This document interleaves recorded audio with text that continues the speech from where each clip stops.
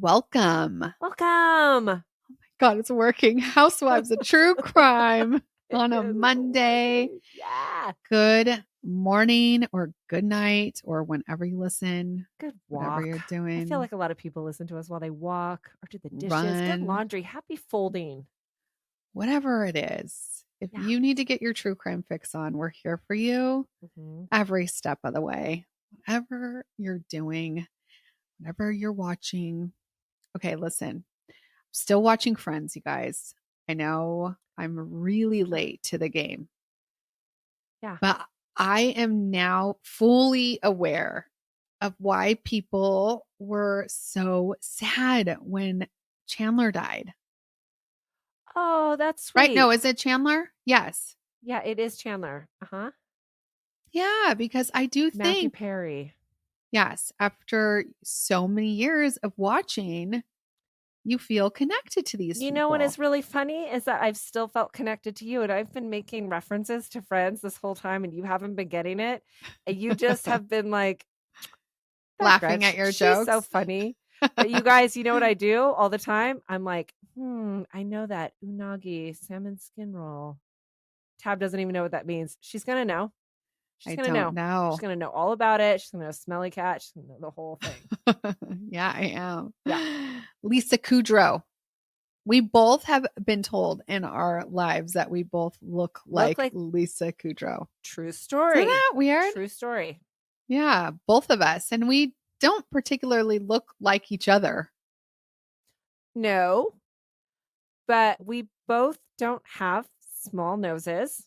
And we're both blonde and funny. So I will take it. 100%. Like okay. Right. Great. Yes. Okay. So Gretchen was here. So we're recording on Thursday night. Gosh, you guys, Gretchen was here so today. And now she's back in California today. So many things happened. We saw so many people. We did. Tab has a really nice group of friends. Shout out to everyone that hosted me. That was really lovely of y'all. That was great. It's always just so fun to get away from my family, and they miss me. So fun. Even for 24 hours, except Ruby said in the car, 24 hours. She didn't miss you. She giggled though. She was lying. You know what I bought him at the airport? I bought him those lollipops that have scorpions in them. Oh yeah. Were they like so into it? Yeah, but I wouldn't let him eat the scorpion because no way, I wouldn't. It's a little sketch. I was like, that's like weird. So Gretchen, we went to this podcast thing and we got this swag bag and it was full of product, and they stole Gretchen's product at the airport because I didn't even think of it either. I didn't even think about it. Yeah, I didn't think about it. I just put the bag into your suitcase and she's like, it's gone. But that's how it is. Listen. I should have thought about it. It actually is super crazy. I should have just left it with Tab. I was a little bummed out that I didn't even get to smell it. I know. Because that's my favorite. Yeah. But, I gave it, maybe some TSA listener can give us the inside scoop on how that all works. Because I was like, girl, you should choose. I had a very nice TSA agent. Okay. It's like, girl, I think this is good stuff. You should just keep it. And she was like, we don't get to do that. And I was like, okay, but keep it. Right? Yeah, but it's probably under lock and key, man. It's like in the trash. At the end of the month, can it be like I feel like those TSA agents get a lot of shit from people. Like they deserve it. It should be like lost and found, right? Like I lost my sweatshirt. That should be like a bonus. Yeah. Like you get to just claim it if like they don't do anything with it. I left my Aviator Nation sweatshirt on the TSA rack and never got it back. And I'm hopeful that somebody's rocking that because those are expensive, and I don't want to see a that. Hardworking person. Yeah, that's true. Anyways, yeah, we got a swag bag. It had good product. Not as good as Five Crimes. Not as good as Five Crimes. Not that I know. I didn't get to smell it. It's okay. So I did smell it, and it was great, but it definitely wasn't Five Crimes. And if you have not tried Five Crimes, it did not smell, by the way. And that's what comforted me. That's why I was so happy to give it away because I knew all the Five Crimes products I had to come home to. If you guys have not tried the body scrub in the shower, it's called Smooth Criminal. It is so good. and the smell is so delicious. You will not even want to get out of your shower, okay? But when you do, you can put on the like lotion because it smells the same. But it did not smell like that. It smelled more, I don't want to say organic, but like that, I guess. Isn't it weird that we enjoy similar smells? Listen, you guys, we argue about a lot of things. We're not that Oh my simpatico. gosh. So many things. That is so funny because but we are like on the same smelly page. It's true. Dude. Okay. So one of my girlfriends, I talked to her tonight and she goes, oh my God, you and Gretchen are so funny. You guys like fight like sisters. Yeah, it's true. And, or she's like, or like a married couple. That's what she said. She's like, you fight like a married couple. I was like, okay. I don't know if that is like. Yeah, but we don't get angry. I saw the look because in Texas, they keep it real nice. Like I was with Tab's group of friends and one of them was like, there's somebody, that I'm not particularly fond of. Yeah, right. We're like, who? Who? Tell us. She wouldn't name, they will not name it. Let me tell you, when I'm with my bitches, they throw down with names, dates, accomplices. Yeah, I just got an earful from what happened at the gala. And let me tell you, I do not think they're going to be having an open bar next year. It was a shit show.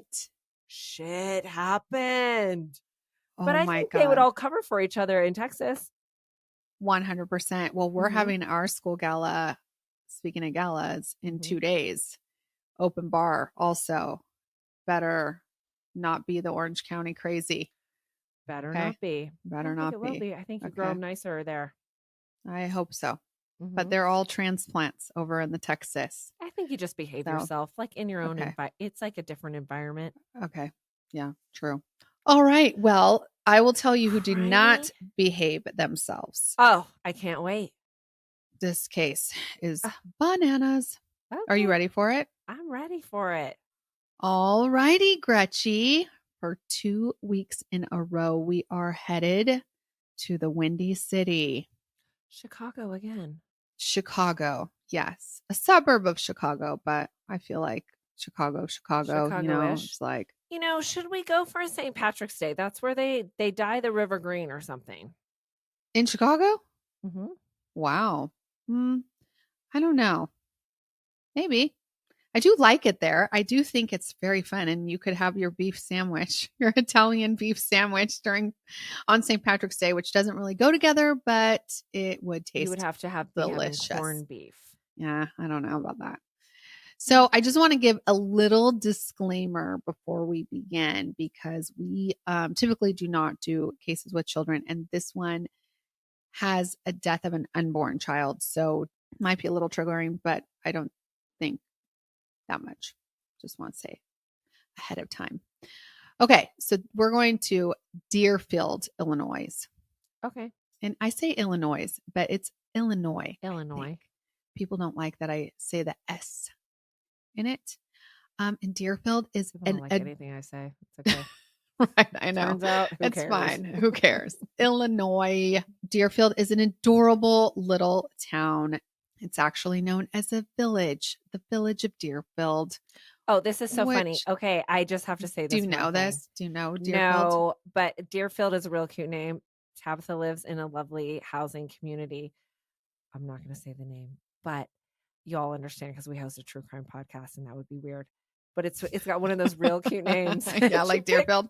Okay. And she picked me up late at night and I was like, funny. Oh, that's so cute. It's like a Lifetime movie. Oh my God. The fucking daggers this bitch shot at me. I was like a Lifetime movie. I was like, I hope not. I must have been delirious. I was like, I meant Hallmark. Like I was thinking like a Hallmark Christmas movie. Like what a lovely neighborhood. Yes, that's what you meant. But I was like, okay, listen, I don't need like a divorce and we went to whatever. The dark place real quick. But what are you going to do? What are you going to do? Hallmark. Well, Hallmark. Yes. Deerfield is a Hallmark town. It definitely is. It's upscale area. It has a reputation of being super safe. It's got a population of less than 20,000 with a median income of 129,000. Actually, more than 129,000. Everybody's in a good mood in Deerfield, I feel like. Oh, seriously. And the average home value is over $520,000. $8,000. Okay. So these people are doing pretty good for themselves. It's located 30 miles north of Chicago. And so, the people that make big bucks live in Deerfield and then they just commute down to they get the to see city. every fun concert. Yes. Great. So, of course, being close to Chicago, you can't pass up the opportunity to talk sports, eat deep dish pizza, by the way. So it's not just a Chicago beef, it's also those Chicago hot dogs, and go to what you said, like concerts and sports teams. And you know what sports team is there? The Cubs. Yes, that is true. There are the Chicago Cubs, but they're Bears? also the Bears. Right. And by the way, tonight that we're recording on a Thursday night is the NFL draft night. Now, listen, I have never in my lifetime watched the draft, but my son is so into football. He knows every single person up for draft and he knows how the teams are going to pick. Isn't that amazing? He's 10 and he's so smart. He's going to be like a sport. If he's not like an amazing athlete, he's going to be like a sports agent or something. He's going to be like a coach. I think he's going to like own the sports agency. Yeah. I mean, really, truly, this kid is something else. So, you know what else is amazing? My husband is at the Laker game right now. Oh, I love a Laker game. He's at the Laker game right now. And let me tell you why it's amazing. He is with a lube company.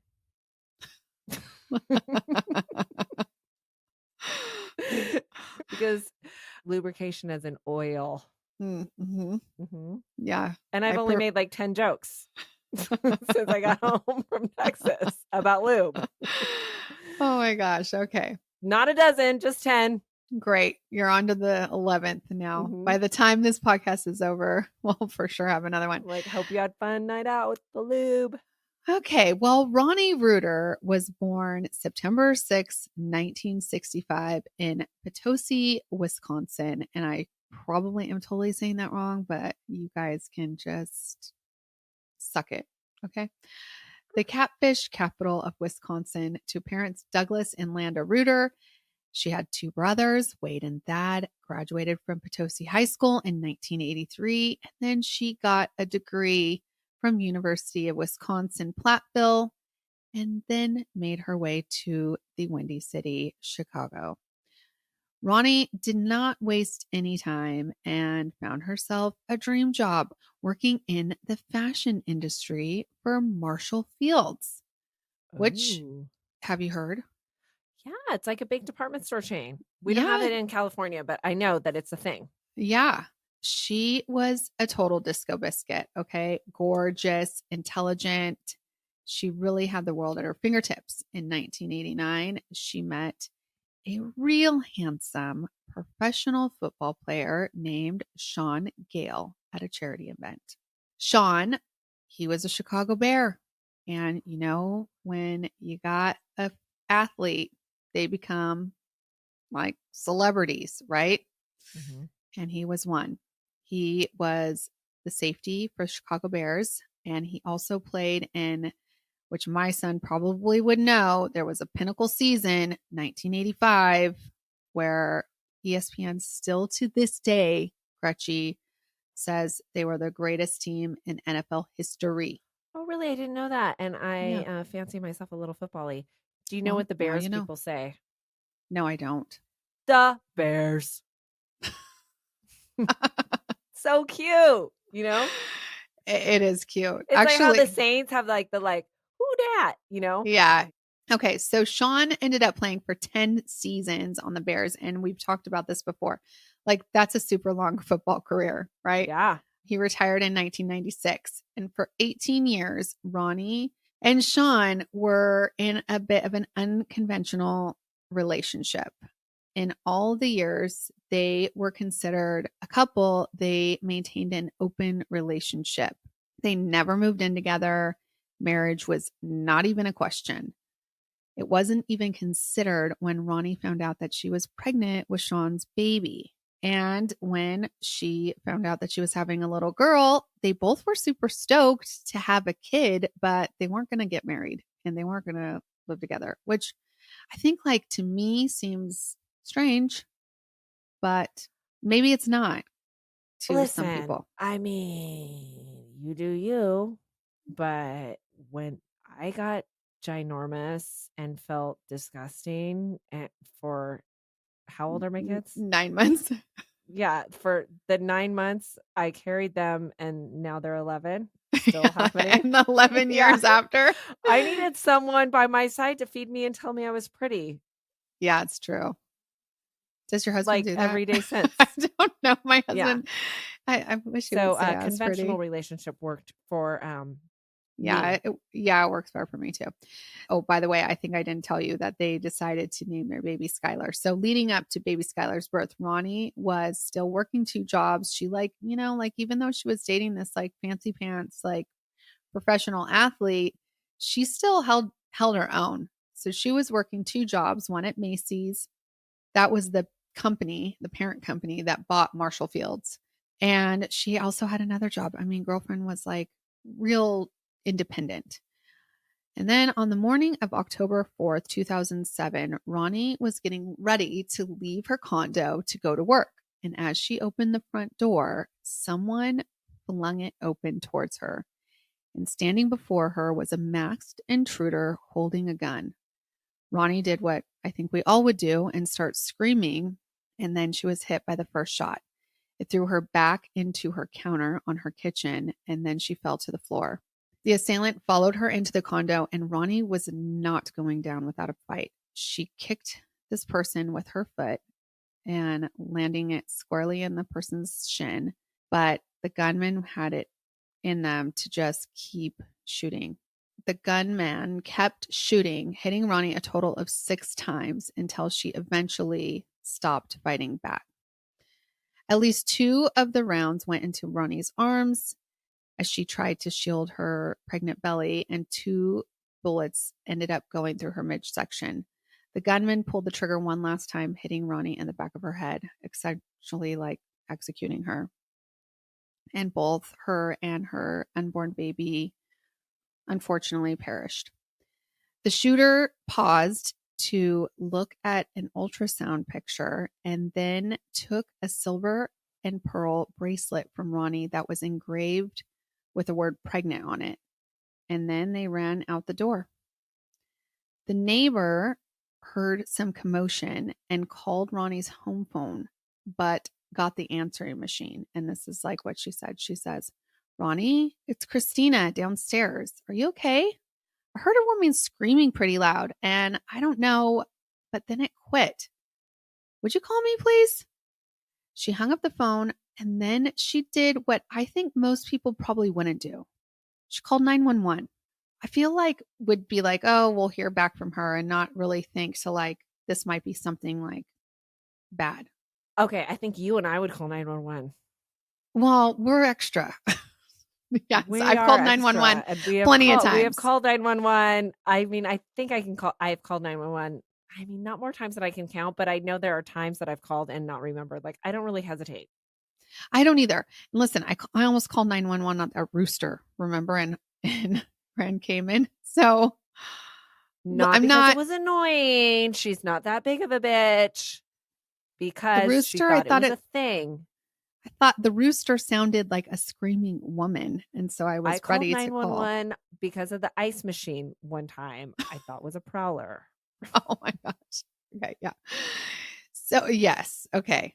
So we would. So we're not hasty about it. Yeah. So a woman actually screaming, I'm pretty sure would have got a 911 call out of you or me. Yeah, maybe. So Christina calls 911 and she says to the dispatcher, "I heard a woman screaming and then a pop pop and then it went totally silent. I called her and she didn't answer." So police rolled out and arrived real quick, and they could smell the smoke of the gun in the air right when they walked into Ronni's home. Within a few minutes, the condo complex was swarming with police. The helicopter was hovering overhead, which, by the way, I never see helicopters here hardly, which I saw all the time in LA.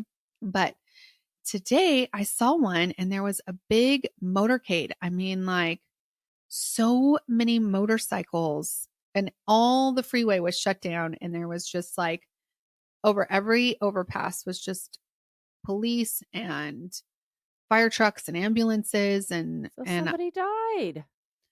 I mean, it must have been a really big person, like it's real a big deal. We get those once in a while down here.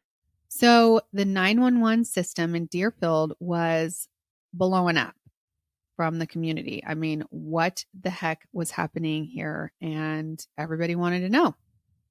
And word quickly spread that there was a gunman on the loose in Deerfield, causing the middle school to go on lockdown.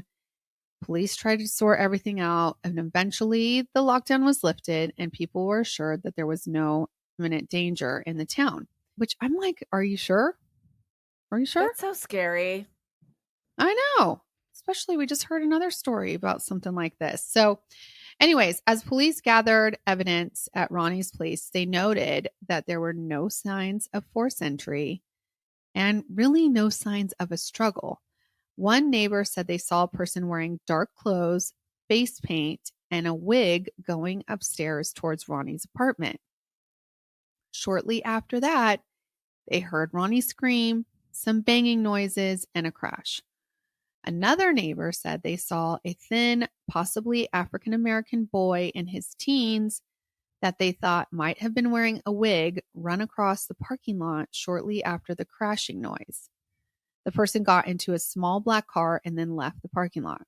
Security cameras did find a small black car, a black Volkswagen, that entered at 7:04 in the morning and then left at 7:55 in the morning. Detectives located spent shell casings for ammunition of a 9mm handgun on the floor at the crime scene. Police felt that whoever the shooter was, the act was probably stemmed from an emotional response, clearly, and that the victim could have known the offender. They also figured that the intruder used a silencer since, nobody really said gunshots. They were sounded like a pop and not necessarily gunfire. Shaun Gayle, Ronnie's boyfriend at the time, was driving when he got a call from a sports reporter asking if he heard about a pregnant woman in Deerfield who had been shot. Shaun immediately hung up the phone from the reporter and called the Deerfield Police Department. He says, if I can find the recording. What's a sports reporter doing? Listening to the sheriff blotter? That's a little random. Well, I think reporters have that on, right? Our reporters, I guess. I don't see Aaron Andrews being like, oh shit, let me call up the local Tom Brady and find out if he knows about the crash on I-40. I bet you not, but I bet somebody in his world was like, holy shit, I heard this. And then he was like, and then the sports reporter was like, and even if, okay, he's got a pregnant girlfriend or something, do you want to be that bitch that calls up and is like, totally, do you know about this? I don't want to be that person. Yeah, and you're the first person, and he's like, what? And even if it's not, you want to be giving somebody a heart attack? Yeah, that's so nice. True. So Shaun says, I'm calling about the shooting in Deerfield. And the officer says, yes. He says, listen, I've been getting calls from the media. This is Shaun Gayle. And they're trying to say, they're naming me as a suspect. Was it Rhoni Reuter? Is she okay? The police officer says, yes, it was Ronni. And no, she's not. And he starts crying, really, really bad. And he's like, she's dead. She's, and he's gasping. And the officer says, Shaun, don't go to her house, okay? And Shaun is beyond. He says, Shaun, come to the police department. Do you know where that is? And Shaun barely gets out, yes.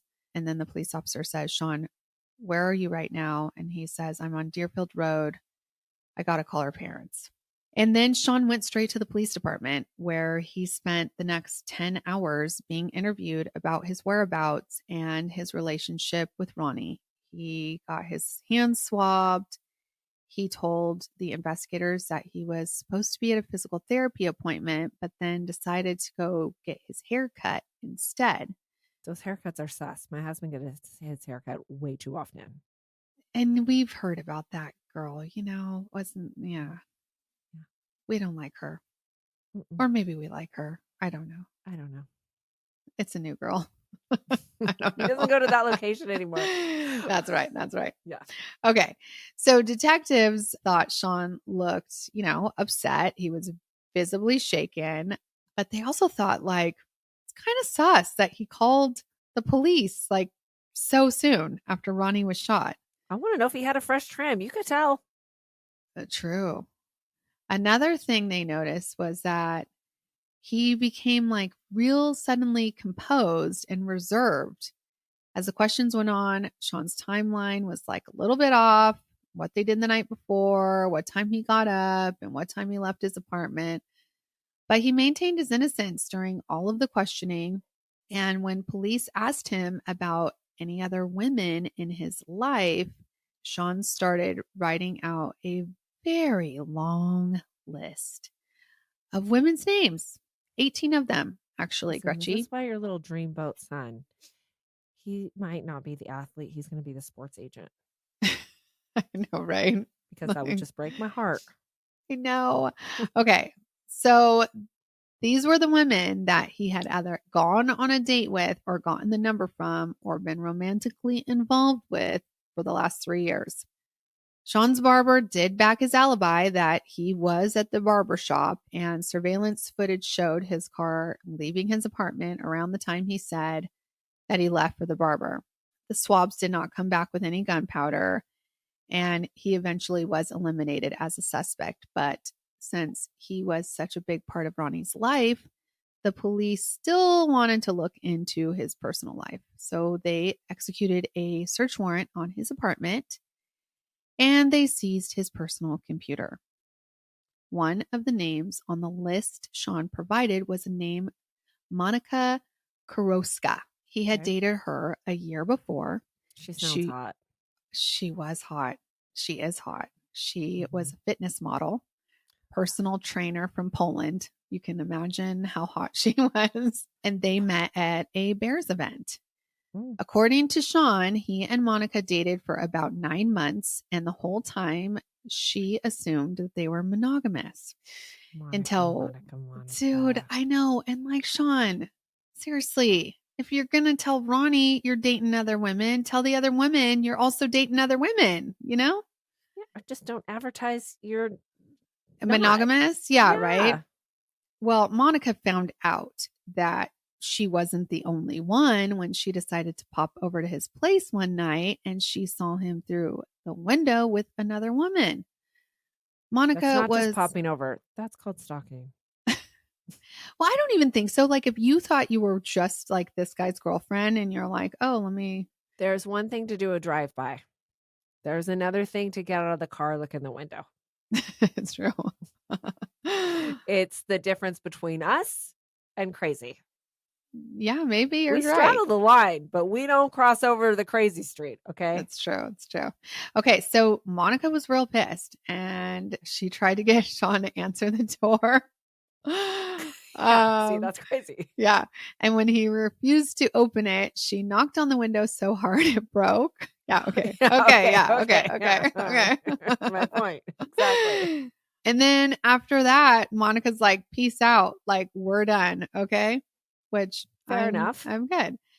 After Monika broke up with Shaun, the other women in his life, including Ronni and her mom, Landa, started receiving letters describing how this dude was dating other women and trying to convince them to break it off. The letters were written in broken English, so Shaun figured it must be Monika who was sending these letters, because Monika was from Poland and had like a little bit of a broken, English wasn't her first language. And so she did have broken English. And even when she sent him letters or wrote him letters, like, they were not grammatically correct. She didn't use her Rosetta Stone every day like they should. No, but if she did use Rosetta Stone, she and could now still use Code Clink, she should use Code Clink, and it's learn 25 really languages. No and you joke, know what? It's a great deal. It is a great deal. And by the way, back then you would have had to do it like on tape. Now it's just online. It's amazing. So easy. There's an app. Okay. So he ended up getting a protection order against Monika, but these women kept getting letters. Ronni even had one in her purse on the day she died. So Monika was brought in for questioning right away. And right off the bat, she denied writing any letters or sending any letters. And she had a rock solid alibi during the time of the murder. She had been at a training session with a client. Plus, at this point, she was married and 6 months pregnant. So they cleared Monica and let her go. Meanwhile, Ronni and her baby were laid to rest in her hometown, and her family released a statement that said, at last, at the age of 42, Ronnie's dream of sharing her life with a child was finally nearing reality. And we know Ronni would have been a wonderful mother if only given the chance, which is real sad. The investigation continued, and the police started looking at other women in Shaun's life. And there was another woman. She was, well, there was like 17 others, but one in particular was a divorced mother of 3 named Marni Yang. Marni had several jobs, including your favorite real estate agent, and she had been working security for the Bears convention when she met Shaun about 6 years prior to Ronnie's murder. So she was in Shaun's life for a good amount of time. Police were about 2 months into the investigation when they brought Marni in for questioning. They had been looking into her, but there wasn't any like real evidence, right? And right off the bat, Marni denied knowing anything about Ronnie's murder, told the investigators that she never even considered herself Shaun's girlfriend. And that's actually totally bananas because she told everybody in her life she thought she was Shaun's girlfriend. And she even told her own daughter that Shaun was her boyfriend. Was there a commission involved? We were just recently talking about how a realtor will probably cut you. Right? Like for commission. Y'all know what I'm talking about. If you have those realtor neighbors, not that I don't love mine, don't cut me, but they are so nice. They're so nice. But they might cut you if you use another realtor. Somebody else. I know. You kind of shit your pants a little bit every time you talk to them. A little. Just a little bit. When you're thinking about selling. Oh, yeah, gosh. They just are so sweet, but there's just that little bit of crazy. Yeah, it's true. I think it's attractive to the real estate career. Listen, I love all my real estate friends. I do too. I do. Just, yeah. But I know what you're saying. I know what you're saying. Don't cut her. Don't cut me either. Sorry. Okay. So Marni and Shaun's relationship had started out real professional. She was helping Shaun find some properties in her real estate job. And then they took it from professional to sexual. And then right after that, Ronni went crazy talking to all her friends about how she was dating this, Chicago Bears player. Police interviewed one of Marni's friends who told detectives that Marni was like nonstop about Shaun. And here's the kicker. She told them that Marni had gotten into Shaun's computer to access his email account. And Marni would often critique the style of content the other women were sending as emails, like Monica, because she had the broken English. That's just mean. Yeah, it's not nice. I mean, we know lots of women that are mean girls. And well, that's just mean. Marni was one of them. Well, she's jealous, right? Like, I mean, but that it's like next level. Monica's a total disco biscuit, and so is Ronni, right? So Marni's like gonna make fun of whoever she can. So this friend of Marni's, her name is Christina Passion, seemed to have a lot of knowledge when it came to Marni. So much so, she looked a little sus. Okay, her last name is Passion, or is that her porn name? Maybe it's Passion. It's like Paschen. Okay, just clarify. Passion. Passion is a great last you know name what? for It's a porn such star. It is. And spelt that way, it's like, oh, it's not even like it's fake name. It's great. Christine found herself with a little pressure from the police. And so she decided that it was better for them to be on her side and make a good move, I think, in my opinion. So she started telling the police pretty much everything she knew. She told the police that Marni had bragged to her that she posed as Monica, sending these letters to all the women that were involved with Shaun. Ah, what a bitch. Yeah. So the investigation started to gain some traction, but the police, they needed more. So they brought Christy in again to try to get more information. Christy told investigators that Marni had told her that she was going to kill Ronni, but said she really didn't believe her at the time. We think a lot of people are going to kill people now, but there was an age where we would have not taken it so seriously. And we wouldn't have said anything back. Like, I think if somebody said they were going to kill someone now, I feel like our follow-up question would be not, change of subject. Like, that's uncomfortable. We'd be like, how serious you are about that. Like, really? When? Because I really need to know if I'm going to be inconvenienced by reporting you. Right. Yes, 100%. And so I kind of think that Christy might have been involved a little bit more than she's saying. And listen, girlfriend, I don't blame you for being on the police's side right away. I think that was really smart. Very smart. My opinion. So Christy says that Ronni told her that they were going to have a code word for when she did it. This is why I'm like, okay, now you go to the police, right? Like if some bitch is making up a code word. No, that's a next level. Yeah. So the code term was, do you want to go to dinner? And Christy said, okay, I'm going to wear a wire and I'm going to get girlfriend to talk. So in February 2009, more than a year after Ronnie's murder, she wore the wire and they met up at the Denny's or the IHOP. I think the Denny's. I love Denny's. I love IHOP. IHOP is not cheap. Actually, neither is Denny's. Denny's, I think, is cheaper than IHOP.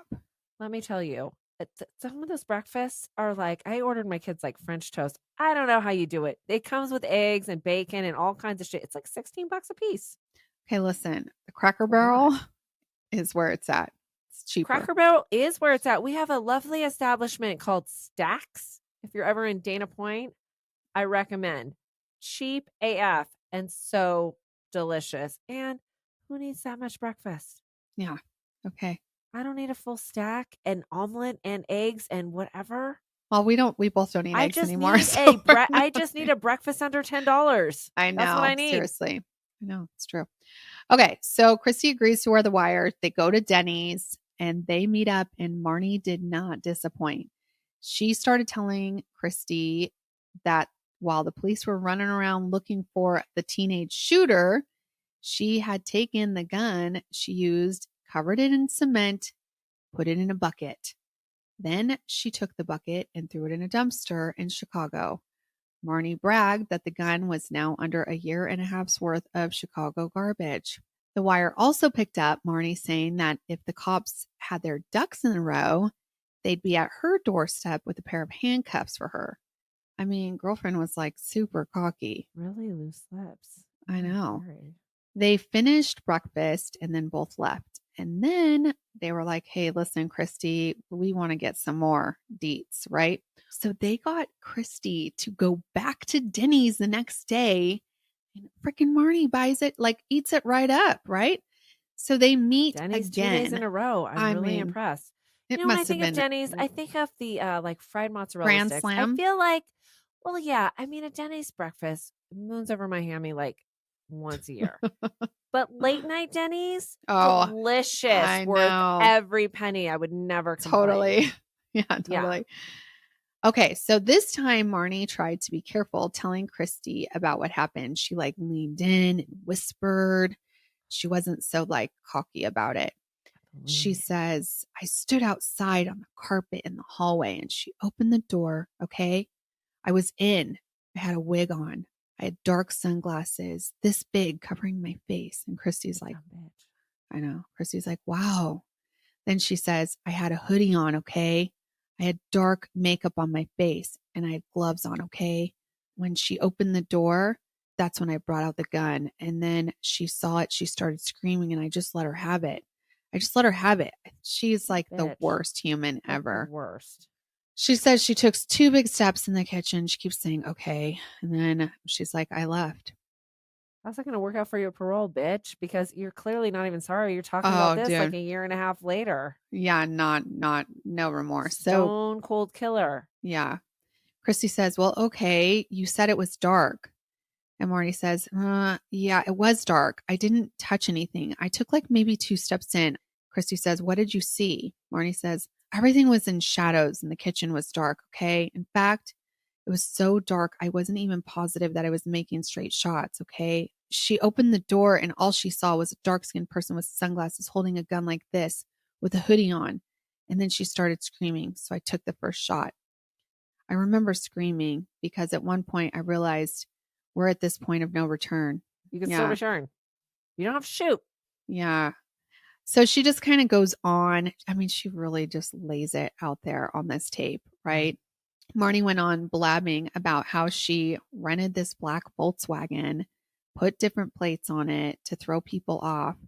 She used cash to buy everything and left her phone at home, opting for a burner phone. Marni called Christy from the burner phone the next morning, asking her if she wanted to go to dinner, which was the code, remember, that I told you that came up with. Christy told the police that she still didn't call to report it because she believed Marni now and she was scared to know what Marni was capable of and that she knew she was capable of cold-blooded murder. I don't buy that bullshit, okay? I don't buy that bullshit either. You should have gone before, but if you're scared to call, then drive yourself there. Yeah, come on. Okay, so the police had a lot to go with at this point. So they start looking at Marni's finances and digging through her trash. They discovered on a bank statement that Marni had purchased a book called How to Make Disposable Silencers. And she paid for that with overnight shipping. The day after she got the book, Marni went to Home Depot and bought a keyhole saw, a hacksaw, rubber cups, duct tape, electrical tape, markers, files, folding razors, piping, like a bunch of shit that she was going to use. There were even more discoveries. Investigators found the rental agreement for the black Volkswagen from the day of Marni's killing. Marni had arranged for the rental to be picked up from Christy's house. Marni thought she was real clever and paid cash, but the rental company still, requires a credit card and a copy of a driver's license. So paying for cash doesn't really matter. Car was also returned with 40.2 miles on it, which is exact distance from the rental company. I love a rental car distance check. Oh, I know, right? Happens so often. It's always like the exact distance between the place and the crime scene. Well, it's exact distance from the rental company to Christy's house to Ronnie's apartment and then back to the rental company. This is where my spidey sense goes okay, why didn't Christy, she stop at Denny's? Go a little off track. Anywhere. And then remember, she calls Marni and gives her the code to you want to go to dinner at Christy's work. Well, Christy worked at a company that monitors all the phone calls and records them. And so they have all of that on tape. They have her calling up and they have her saying that. And Christy's just like, okay, yeah, okay. Is everything good? Everything's fine? Okay, goodbye. And it was 8:00 in the morning. And she's like, oh my God. Can you imagine when Tab and I had jobs in our 20s? If they recorded our phone calls, we would have been so fired. Totally. We talk on the phone all the time. Sometimes Tab would call me at work and I would say hello, da da da da da da. And then it'd be no, we close at 5:00. Click. And then I would know that her boss was there. Yeah. I would know that. And then if her boss wasn't there, and this was like a retail store, she would talk to me for hours. And then when a customer would come in, she would just put the phone down and then she would come back to the phone.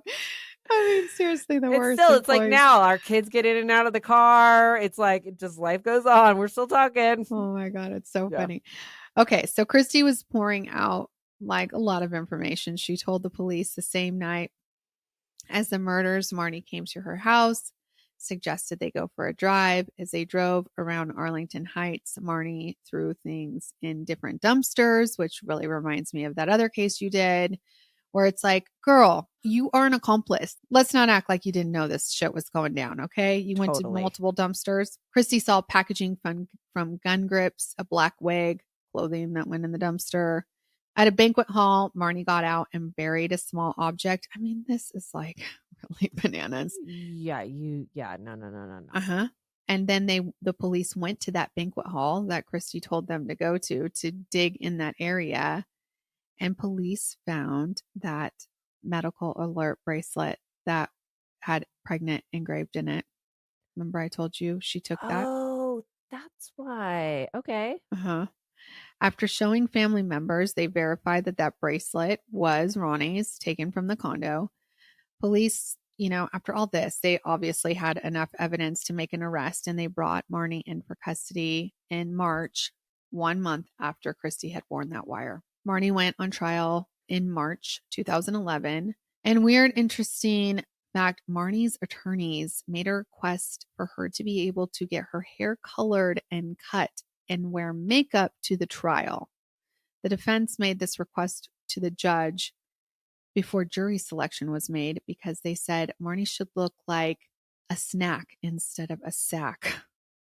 They said that she needed to look like somebody that would appeal to Shaun Gayle.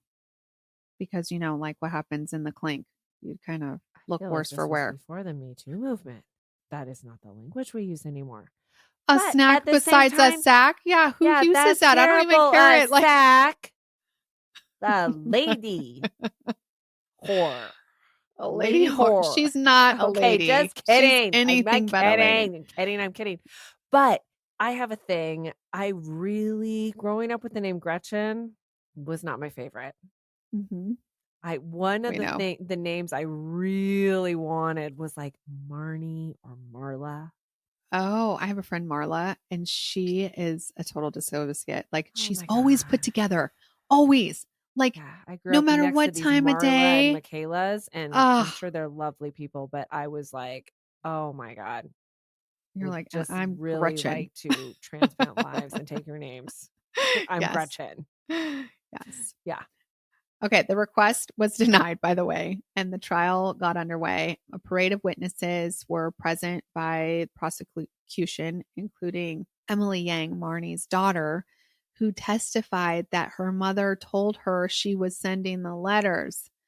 Emily testified that when Marni wrote the letters, she mimicked Monica's writing style with that broken English. Christy was obviously a big witness for the prosecution and testified to everything that we've already covered. A pathologist also testified that Ronnie's unborn baby Skylar was wounded by the bullets. And since she was already so pregnant that she would have had Ronni died, the baby could have survived. Basically double murder. Yeah. Mm-hmm. The jury only took 4 hours before returning their verdict, and Marni Yang was found guilty of first-degree murder, 2 counts. The sentence followed for 2 life sentences concurrently, and girlfriend appealed in 2013, and the appeals court found that the outcome of the trial was correct and affirmed. But she's been a squeaky wheel, man. Okay. She says she gave a false confession. She says that she was just making up all this stuff against you. You're a bitch. Yeah, I know. But listen, she very recently in March of 2024, which was just a few weeks ago, a judge granted Marni's defense team's request to present new evidence for an appeal. Also, as of 2024, her kids are standing by her, and her daughter says she's that a manipulative bitch. I know, she feels like the police coerced her to saying that. It's very obvious that Marni is a complete pathological liar. Okay. She has convinced her kids that she's innocent. She's convinced her parents that she's innocent, and she has made her dad spend all of this money, upwards of $1 million, on her defense. And she's just paying for her children to go to college or something, I'm sure. Dude, they could be giving this to her children. Instead, they're trying to get Marni out of jail. And listen, I am not. She's where she is. Yeah. They don't stop. They have no conscience. Also, I want to thank true crime writer Myrtle for contributing to this week's episode. And guys, if you have not checked out our Patreon, Gretchen just did the case of P. Diddy last week, and it's bananas. So if you listen on Apple, you can go on our Clink Clink Club. If you listen on Spotify, there is a way to join our Patreon through there. And then if you just want to go to patreon.com/Housewives of True Crime. It's so fun, you guys. We get to say a lot of things we don't feel free. And to say here, I feel real free here. Oh, mood jokes. Just wait. When you go to Patreon, you go to Patreon, hear it all. You do hear it all. And thanks for listening. Thank you for all your support with Five Crimes. We really appreciate it. If you haven't checked it out, go to Five Crimes. If it's FIVE crimes.com. Get your hair serum. Like seriously, Gretchen and I are having a good hair days every day because hair serum's where it's at also. So get your whole five products. You'll be set. And I think that's all for today, Gretchen Poo. Okay, clink, clink. Clink, clink.